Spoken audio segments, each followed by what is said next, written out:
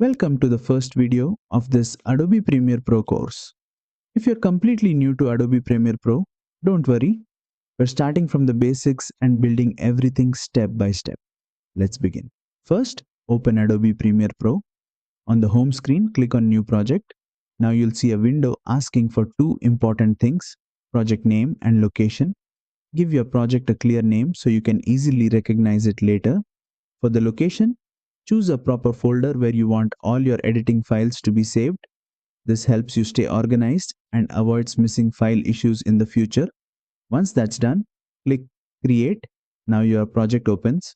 At the top of the screen, you'll notice three main tabs: Import, Edit, and Export. This represents the full editing workflow in Premiere Pro. Let's select one video file and click on Import. As soon as you do that, Premiere Pro will automatically take you to the Edit tab. And this Edit tab, this is where the magic happens.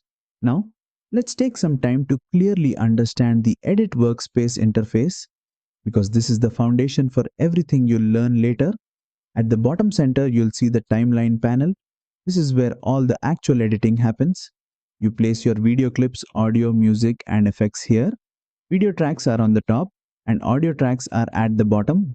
Any cut, trim, or adjustment you make happens in this timeline. On the bottom left, you'll find the project panel. This is your media library. All your imported videos, images, audio files, and sequences are stored here. You don't edit in this panel. You simply drag clips from here into the timeline. Just above the project panel is the source monitor. This panel is used to preview your raw clips before adding them to the timeline. You can play a clip here and check it before deciding where and how to use it.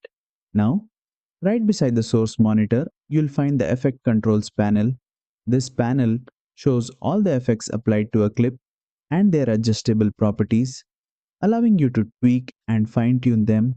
In addition to effects, all the basic properties of the selected video clip, such as position, scale, rotation, opacity, and more, are also displayed here.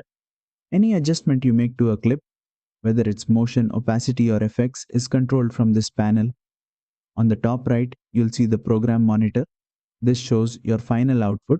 Whatever is placed on the timeline is exactly what you see here. This is how your finished video will look. Between the project panel and the timeline, you'll find the Tools panel. This includes tools like the Selection tool for moving clips and the Razor tool for cutting clips. As a beginner, these are the tools you'll use the most. On the right side, you'll also see the Effects panel. This is where all video effects, transitions, and audio effects are stored. We'll explore this panel in detail later in the course. And that's it. This is the complete Adobe Premiere Pro Edit Workspace interface, explained clearly for absolute beginners. In the next video, we'll focus on how to properly import media into the project panel and understand the correct ways to bring files into Adobe Premiere Pro. If this video helped you, don't forget to like, share, and subscribe for the rest of this Adobe Premiere Pro course.